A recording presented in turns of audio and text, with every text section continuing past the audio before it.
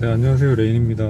오늘은 제가 이제 사고 이후에 대차로 DM8을 3일 정도째 지금 타고 있는데요. 장시간 길게 타본 건 아니지만 그래도 제가 원래 타고 있었던 아반떼 N하고는 좀 많이 다른 성격의 차기 때문에 이 차에 대해서 뭐 시승기라기보다는 그냥 제가 느꼈었던 느낌 같은 것들 위주로 말씀을 조금 드려보도록 하겠습니다.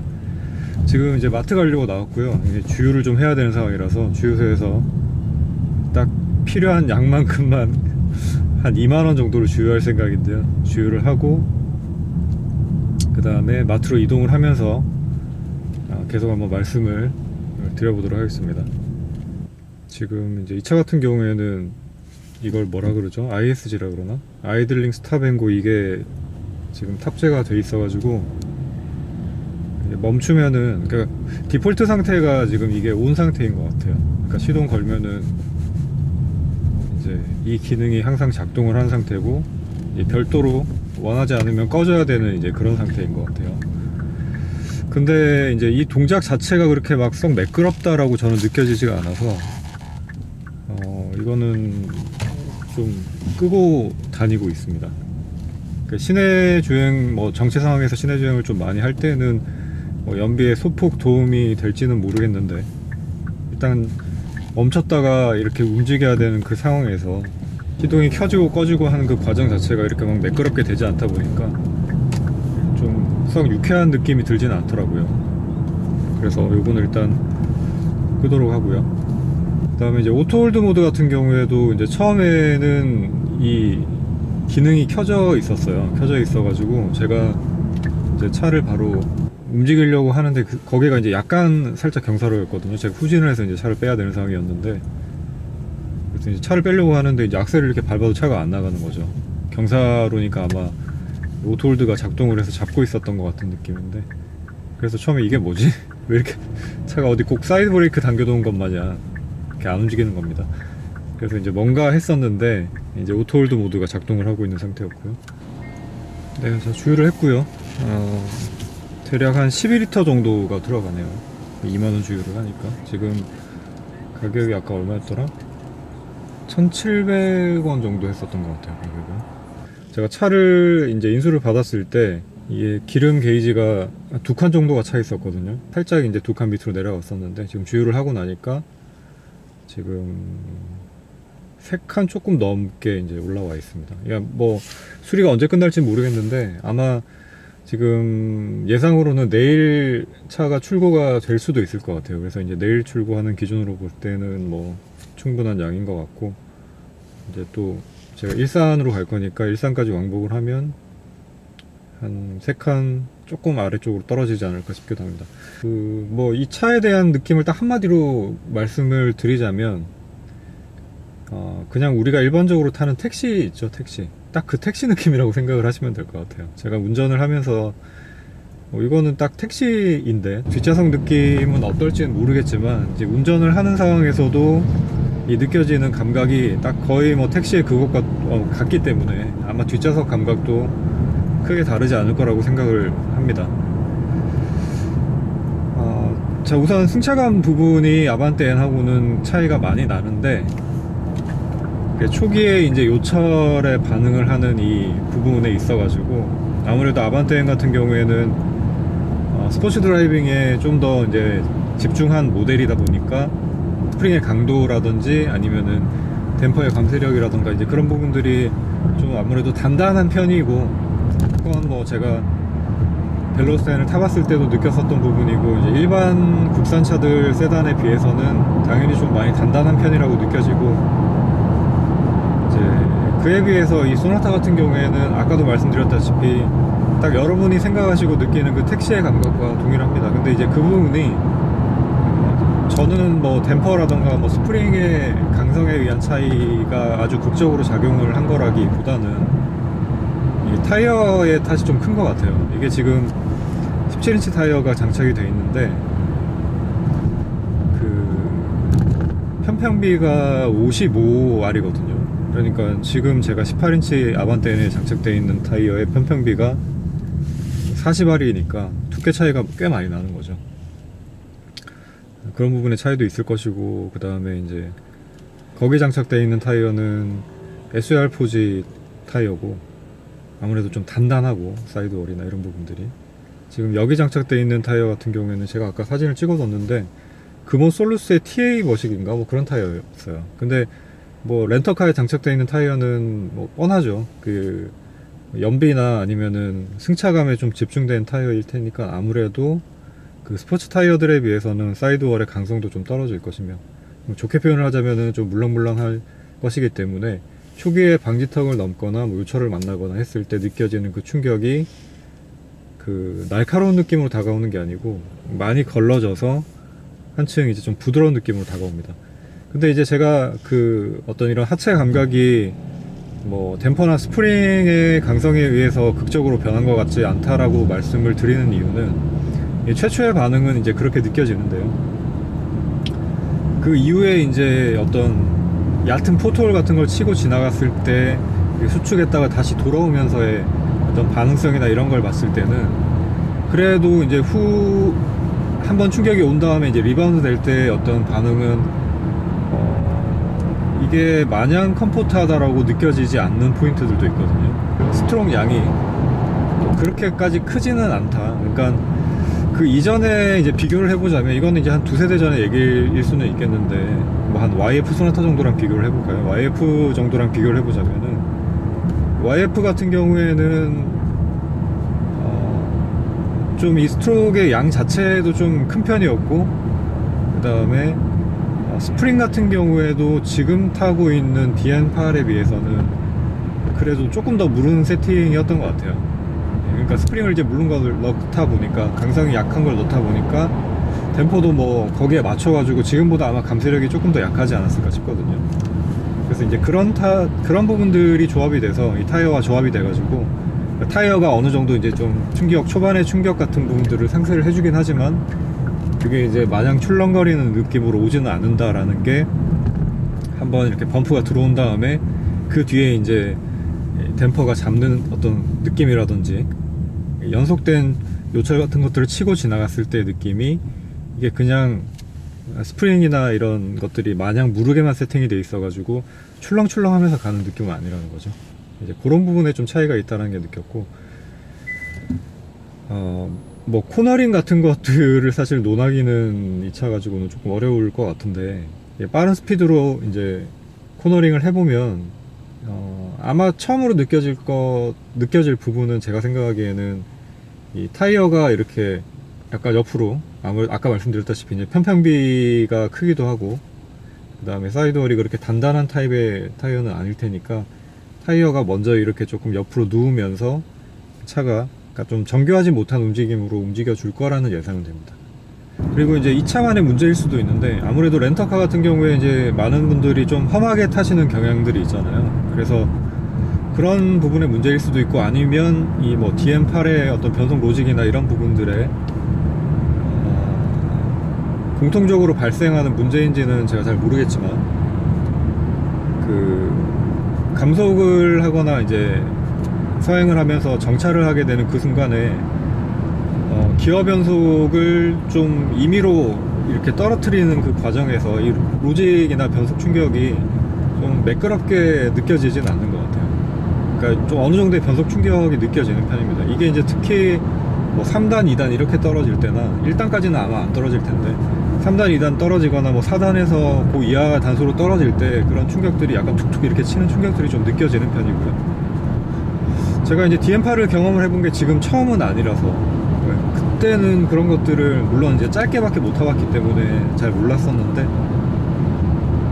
지금 이제 이 차에서는 그런 부분들이 좀 느껴지거든요. 그래서 이 차만의 문제일 수도 있겠다라는 생각은 듭니다. 그리고 이제 이 차 무게가 아마 1500kg 정도 나갈 거예요. 그래서 아반떼 N 같은 경우가 수동 무게가 아마 1400kg 정도 되는 걸로 제가 기억을 하고 있는데, 한 100kg 정도 차이가 나는 거죠. 그리고 마력 같은 경우에는 이제 DN8 지금 2.0 아마 자연흡기 엔진일 텐데, 요 녀석 같은 경우에 마력이 아마 한 160 마력 정도 아마 될 거예요. 지금 정확한 제가 재어는 기억이 잘 안 나지만, 그리고 토크도 한 20 정도 수준으로 아마 나올 텐데, 그러니까 아반떼인이 이제 얘보다는 마력으로 따지면은 한 100마력 정도가 더 높은 거라고 봐도 되겠죠. 그래서 그 마력의 차이 같은 경우에는 제가 이제 자유로에서 좀 밟아보면은 아마 느끼게 될 텐데, 토크 같은 경우에는 한 2배 차이 정도가 나는 건데, 이제 시내 주행만 할 때는 그게 막 극적으로 와닿지 않는 이유 중에 하나가, 얘는 이제 자연흡기 엔진이고, 지금 아반떼 이제 2.0 엔진 같은 경우에는 터보 엔진인데, 이제 벨로스타랑 비교를 해봤을 때도 아반떼 같은 경우에는 이제 터빈 사이즈가 좀 커지면서 출력이 약간 올라간 반면에 초반에 이제 그 부스트가 차는 반응 속도는 조금 느린 편이거든요. 그러니까 벨로스타인에 비해서 터보렉이 좀 더 있게 느껴진다라고 말씀을 하시는 분들이 대부분이에요. 저도 좀 그렇게 느끼는 편이고요. 그러니까 초반에 이제 악셀 반응이 터보 차저가 좀 돌아가기 전까지, 그러니까 터보 차저가 돌아가기 전까지 단계에서도 이제 RPM이 좀 낮은 상태에서는 차가 좀 되게 좀 잘 안 나간다라는 느낌이 좀 드는 편입니다. 근데 거기에 비해서 이제 이 자연흡기 엔진인 2.0 같은 경우에는 뭐 초반 반응이 특히나 약 400m 이제 앞 60km 구간입니다. 세팅을 좀 그렇게 해놨을 것이고요. 초반에 이제 아무래도 이 음량으로 안내합니다. 일반인들이 타고 다니기에 시내 주행하기에 편안한 세팅으로 했을 테니까 초반 반응이 좀 더 잘 오게끔 아마 세팅을 했을 거라고 생각이 드는데, 그런 부분들이 더해져서 시내 주행할 때 느껴지는 이 감성은 뭐 크게 어떤 출력의 부족함이나, 그러니까 상대적인 거죠. 뭐 당연히 뭐 모닝 같은 경차에 비해서는 뭐 출력은 충분한데, 그런 부분들에 비해서는 생각보다는 어떤 그런 출력의 차이라든가 이런 부분들은 좀 덜 느껴지는 편입니다.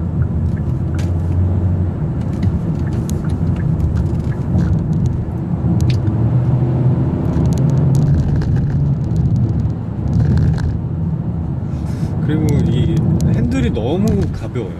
예, 지금도 이제 타이어가 이렇게 옆으로 밀리면서 차가 막 이렇게 약간 출렁출렁 하는 이 느낌이 있거든요. 그러니까 서스펜션은 버틸 수 있는 느낌인데, 예, 타이어 때문에 이제 차가 약간 이렇게 수평으로 이렇게 횡지를 받는 상황에서 갔다가 또 요철을 만나거나 하면 이렇게 타이어가 좌우로 버텨주지 못하면서 이제 느껴지는 그런 어떤 살짝의 불안함 같은 것들은 있습니다. 뭐 이거는 이제 타이어를 좀 사이드월이 강한 타이어로 바꿔 끼거나 아니면은 뭐 인치업을 하면서 편평기를 좀 낮추거나 하면은 개선이 될 부분에 이제 문제인 것 같고요. 근데 이게 평일이어도 차가 많아서 그런가 이거 밟아볼 만한 구간이 나올지는 모르겠습니다. 패들 시프트도 달려있긴 한데 지금 제가 아직 한 번도 써보진 않았거든요. 이게 뭐 따로 수동 모드 같은 건 없어서 그냥 D 모드에서 패들 시프트를 누르면 바로 이제 자동으로 바뀌게 되고, 그 상태에서 좀 주행을 하면 다시 그냥 D 모드로 가는 것 같습니다. 킥다운을 한번 해볼게요. 수동 모드에서는 바로 반응을 하진 않네요.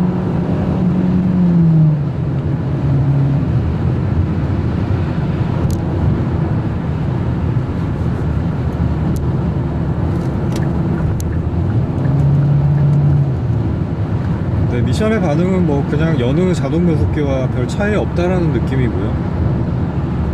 네, 즉각적으로 막 반응하는 그런 느낌은 당연히 아니고, 그냥 일상 주행에 적절하게 맞게 세팅되어 있는 그런 그냥 수동 변속기인 것 같습니다. 자동 변속기인 것 같습니다. 자, 그리고 이제 브레이크 같은 경우에가 이제 제가 처음에 이 차를 딱 타고 바로 골목 돌아서 이렇게 뭐 가속 방지턱 앞에서 속도 좀 줄여보고 하는 그 과정에서 느꼈던 부분이, 야 이거 브레이크 너무 예민하다, 딱 그 느낌이었어요. 근데 그 이전에 이제 아베오를 탈 때, 그때 이제 아베오에 참 마음에 드는 부분 중에 하나가 이제 페달 감각이었거든요. 그러니까 악셀 페달도 그렇고 이 브레이크 페달도 그렇고 이게 초반에 막 예민하게 반응하지 않는 그 점이 저는 되게 그 마음에 들었었는데, 이제 아반떼로 바꿨을 때 이게 현대차의 어떤 특징 같은 거라고 봐야 될지, 되게 또 초반에 예민하게 특히 브레이크 같은 경우에 그렇게 반응을 하더라고요. 그래서 이거 좀 아쉽다라는 생각을 했었는데, 그에 비해서 지금 DM8 같은 경우에는 더 초반에 예민하게 막 반응을 합니다. 그래서 시내 주행을 할 때도 기존의 감각을 가지고 브레이킹을 했을 때 매끄럽게 이렇게 속도를 줄이고 하는 게 약간 적응하는데 한 몇 시간 걸렸던 것 같아요. 수동 모드로 한번.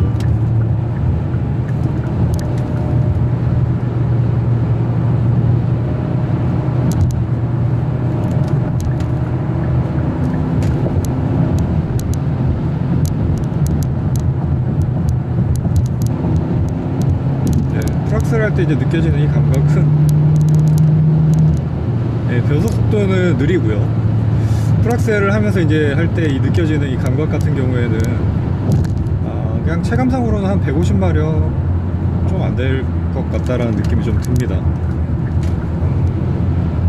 140에서 150마력 사이 정도 될 것 같고, 그러니까 이게 이런 것 때문에 이제 초반 반응을 좀 예민하게 세팅을 해놨구나라는 걸 느낄 수가 있는 거죠. 그러니까 시내에서 주행을 할 때는 아까도 말씀을 드렸다시피 제가 뭐 아반떼는 탈 때랑 크게 어떤 불편함을 느끼진 못하겠는데 약간 그런 느낌이었거든요. 고속주행을 하는 상황에서 이제 악셀을 이렇게 끝까지 밟아보면 그런 부분들이 좀 명확하게 느껴져요. 여기도 조금 속도를 내서 한번 돌아보면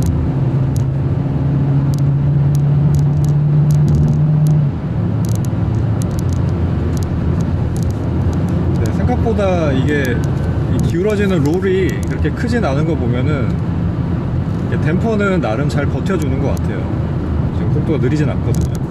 근데 이제 아까 말씀드렸던 그 타이어의 문제 때문에 타이어가 이렇게 좀 옆으로 접히면서 좀 안정적으로 땅에 붙어있는 느낌이 들지 않는다라는 거, 그 부분이 이제 어떤 이 차의 본연의 성격에 조금 반하는 타이어가 장착되어 있다라는 느낌이 좀 듭니다. 반대로 얘기를 하면은 이 차의 포텐셜이 좀 그래도 세단이라는 기준에서 놓고 보면은 높은 편이다 라고 볼 수 있고, 지금 뭐 연비 한번 볼까요? 연비 같은 경우에는 한 13.5km 정도 나왔거든요. 근데 이제 달리는 주행 페이스로 보면 제 차, 그러니까 아반떼엔이 조금 더 잘 나오는 느낌이 있어요. 특히 이제 방금처럼 자동차 전용도로를 달리는 그런 이제 상황에서는 생각보다 이게 연비가 그렇게 막 잘 나오진 않는 것 같아요. 지금 13.5km가 나왔는데 정체 상황은 뭐 그렇게 많지 않았잖아요. 근데 이제 동일한 구간을 이제 제 차로 달렸을 때는 한 14km 정도는 나오거든요. 뭐 부스트를 막 써가면서 막 엄청 때려 밟으면 당연히 그거 못 미치는 연비가 나오겠지만, 그냥 일반적인 지금 달리는 페이스 정도로 만약에 아반떼로 달렸다 하면 요것보다는 연비가 잘 나오는 편인데, 그에 비해서 이제 DM8 같은 경우에는 연비가 조금 생각보다는 잘 안 나온다라는 느낌이 좀 있긴 있습니다. 아마 무게 때문이지 않을까 싶네요. 그런 부분들이 좀 있고, 그 다음에 이 핸들이 너무 가볍다라는 거예요. 운전대가 너무 가볍다라는 거는 조금 아쉬운 부분 중에 하나입니다.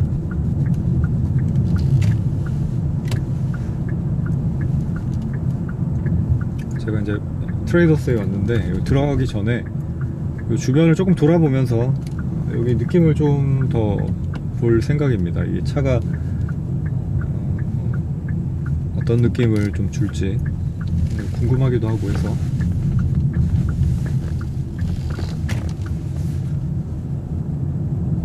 근데 뭐 이제 일상주행으로 타고 다닌다 했을 때는 사실 뭐 소나타 정도면은 편안하고, 이제 편안하다라는 게 이게 뭐 상대적인 느낌인 거니까, 저한테는 아반떼엔을 타고 있는 저한테는 야, 이 정도면 뭐 너무 편한 거 아니야? 막 약간 그런 느낌인데, 이게 그거보다 이제 더 편한 차를 타시는 분들한테는 뭐 좀 차가 튀는데, 아니면 뭐 좀 단단한데, 이런 식의 느낌을 받으실 수도 있겠죠. 근데 요즘에는 이제 차들이 거의 다 대부분 어떻게 보면 이제 상향 평준화가 되다 보니까 하체 강박 같은 경우에는 이게 비슷한 그레이드의 차들 사이에서는 뭐가 정말 특별하게 떨어진다, 특히 이제 일상주행을 하는 그 상황이다 하면은 어떤 차가 너무 떨어진다라던가 뭐 그런 느낌을 받기는 좀 힘들지 않을까라는 생각이 듭니다. 네, 그 다음에 이제 DM8로 와서 또 느껴지는 어떤 극적인 변화 중에 하나는 이 회전 반경이 아반떼에 비해서 작다는 거예요. 그래서 유턴할 때 편합니다. 그러니까 실생활 영역에서 보면 여기서 조금 속도를 내서 한번 돌아볼게요.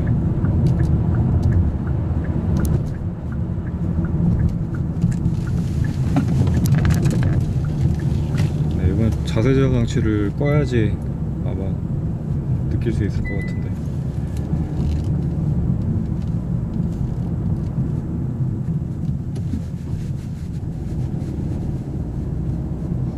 네, 지금처럼 이제 방지턱 올라갔다가 다시 내려올 때 그렇게 이제 떨어지는 포인트 부분에서 이제 보면 이게 댐퍼 감쇄력이 너무 많이 낮은 차들 같은 경우에는 그러니까 출렁출렁 약간 그런 느낌으로 반응하는 차들이 있거든요. 요즘에는 잘 그런 차는 없긴 한데 그런 느낌의 차들이 있는데, 이제 얘 같은 경우에는 지금 편평비 55 타이어를 달고 있음에도 불구하고 출렁출렁이는 느낌은 아니라는 거예요.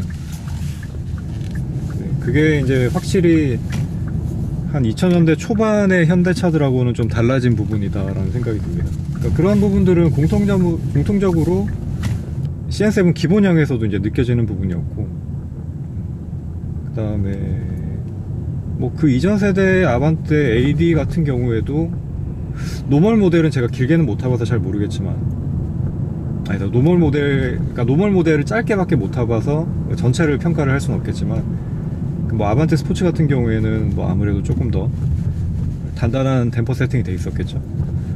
네. 근데 그 막 이렇게 차가 출렁출렁이는 느낌이 아니다 보니까 이걸 이제 사람에 따라서는 좀 단단하다라고 받아들이는 사람이 있을지 모르겠지만, 오히려 저는 후진동을 조금 빨리 잡아주는 편이 승차감에 좀 도움이 되지 않나 라는 생각을 좀 하는 쪽이거든요.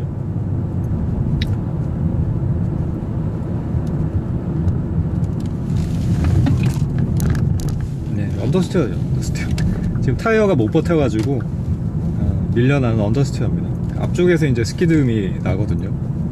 네, 그래서 소나타 같은 경우에는 뭐 N라인이 있잖아요. 그래서 N라인 같은 경우에는 이 기본기가 차가 튼튼하니까, 그거는 이제 제가 CN7 아마 짧게 이제 시승하면서도 기본기가 되게 좋은 것 같다라는 얘기를 제가 여러 번 했었던 것 같은데, 이 DN8 같은 경우에도 뭐 차체의 어떤 강성이나 이런 걸 제가 몸으로 느끼지는 못하겠지만, 그래도 이제 전체적인 만듦새를 봤을 때는 지금 단지 타이어가 어떤 이 전체적인 그 완성도를 떨어뜨리는 요소지, 그 이외의 요소들 같은 경우에는 뭐 전혀 어떤 부족함이나 이런 거는 느낄 수가 없거든요. 그래서 이제 그런 측면으로 봤을 때는 포텐셜이, 잠재력이 높다라고 얘기를 할 수가 있을 것 같아요. 그래서 그 N라인 같은 경우면, 그러니까 아무래도 N라인 출시를 염두에 두고 설계를 했겠죠. 그래서 N라인 같은 모델에는 좀 더 스포츠성이 강조됐을 테니까 운전재미도 좀 충분하게 느낄 수 있지 않을까 싶습니다.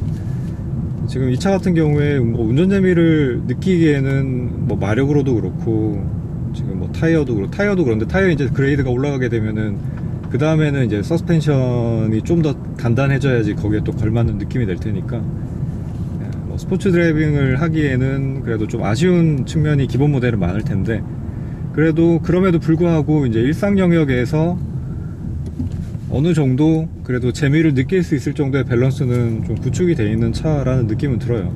그러니까 막 허둥지둥 되는 막 그런 느낌은 이런 타이어임에도 불구하고 거의 별로 없거든요. 아까도 이제 언더스티어가 발생을 했지만 그게 어느 정도 제어 가능한 일반 영역대에서 발생하는 언더스티어이기 때문에 정말 말도 안 되는 속도 같은 것으로 이제 막 코너에다가 차를 밀어 넣거나 막 하지만 않는다면 충분히 일상의 범위 내에서는 안전하고 나름 운전의 재미도 느끼면서 탈 수 있는 차지 않나 싶습니다. 그 위에 이제 뭐 편의상 같은 것들 같은 경우에는 뭐 이거는 이제 옵션이 얼마나 들어가느냐에 따라서 좀 많이 달라질 테니까 뭐 제가 말씀드릴 수 있는 부분은 아닌 것 같고요. 근데 이제 그런 부분 말고 한 가지 좀 많이 불편한 부분이 이 기어 변속 방식, 요게 이제 버튼식이잖아요. 그래서 요거는 제가 지금 한 3일째 써보고 있지만 이거는 좀 불편하다는 생각이 좀 많이 듭니다. 일단 눈으로 봐야 돼요. 물론 이제 더 적응을 하면 뭐 눈으로 안 보고도 확인이 가능하겠지만, 그러니까 렌터카 같이 이제 잠깐씩 빌려 타는 뭐 상태에서 이제 봤을 때는 이게 매번 변속할 때마다, 그러니까 일반적인 방식하고 다르다 보니까 이게 지금 D인지 뭐 R인지 N인지 이런 것들 눈으로 다 봐야 되고, 또 P도 옆에 달려 있어서 눈으로 일일이 확인을 해야 된다라는 부분들이, 이건 확실히 좀 불편한 부분인 것 같습니다. 그리고 이제 운전을 하실 때, 보통 이제 일상 운전 하실 때는 한 손으로 운전을 하시는 분들이 뭐 아마 많을 텐데, 저 같은 경우에는 뭐 일상에서도 그냥 계속 두 손으로 이 운전대를 잡고 운전을 하기 때문에 뭐 저한테는 이게 어떤 문제가 되진 않는데, 이렇게 손을 그래도 어떤 물리적인 기어 노브 같은 데다 올려놓고 운전을 하고 싶어 하시는 분들이 계실 수 있잖아요. 그런 분들한테는 이 오른손이 좀 허전한 그런 부분이 되지 않을까라는 생각이 좀 듭니다. 그리고 뭐 일반적인 자동 변속기에 뭐 큰 걸 바라는 것일 수도 있는데, 변속 속도가 느려요. 이거 눌렀을 때 이제 이렇게 바뀌는 속도 자체가, 제가 뭐 자동 변속기를 지금 되게 오랜만에 타보는 거지만, 그럼에도 불구하고 수동에 당연히 속도를 바라는 건 아니지만 느립니다. 이게 여기서 한번 이렇게 바꿔보면, 지금 여기서 R로 바꾸면 이렇게 이 정도 바뀌어요. 한 1초 걸리는 것 같죠, 거의.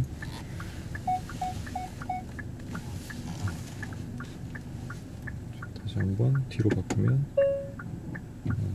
한 1초 정도는 걸리는 것 같아요. 이게 이제 다른 변속기들도 이 정도 걸리는지는 모르겠는데, 이런 부분들이 뭐 전진 후진을 좀 빨리 하고 싶을 때, 이게 이제 수동에 길들여진 제 감각 때문일 수도 있는데, 좀 기다려야 된다라는 거. 수동 같은 경우는 탁탁탁탁 이렇게 하고 그냥 바로 딱 갈 수가 있는데, 그게 안 된다라는 부분은 좀 아쉬운 부분 중에 하나라고 말씀을 드리고 싶네요. 그거 말고는 뭐 이제 문도 좀 이렇게 열 때 묵직한 느낌이고, 전체적으로 이제 좀 중후한 느낌? 좀 뭐랄까, 중형차를 타고 있다라는 뭐 그런 느낌은 주는 것 같습니다. 그리고 생각보다 음질이 이게 기본 스피커인 것 같은데, 나름 들어줄만 한 것 같고요. 그거 말고 뭐 천장 재질이나 이런 것들도 이제 아래급인 아반떼에 비해서는 그래도 조금 나아 보이는 직물을 사용을 했네요. 부직포 같은 걸 쓰진 않았으니까. 그래서 뭐 그 부분들 같은 경우에는 이제 직접 이제 차를 타보시면 알게 되실 부분이고, 그 다음에 핸들 같은 경우에도 이제 디자인이 좀 호불호가 있을 수는 있을 것 같아요. 근데 이제 저는 뭐 괜찮은 것 같습니다. 근데 여기 지금 핸들이 이렇게, 뭐라고 해야 될까, 사람이 약간 웃는 형태의 얼굴로 돼서 여기가 좀 분리가 돼 있는데, 여기를 이런 식으로 좀 잡고 있고 싶을 때는 저는 이거 조금 불편한 느낌이 좀 들기도 합니다. 여기 그냥 뚫려 있으면 어땠을까, 아니면은 그냥 이렇게 보통 우리가 알고 있는 3스포크 타입으로 돼 있었으면 어땠을까 라는 생각은 조금 듭니다. 네, 일단 뭐 리뷰는 요렇게, 뭐 리뷰라기보다는 이제 감상인 거죠. 감상은 요렇게 말씀을 드리면 될 것 같고, 또 제가 뭐 돌아가는 길에 촬영을 한번 해볼 수 있으면 이어서 한번 해보는 걸로 해보겠습니다.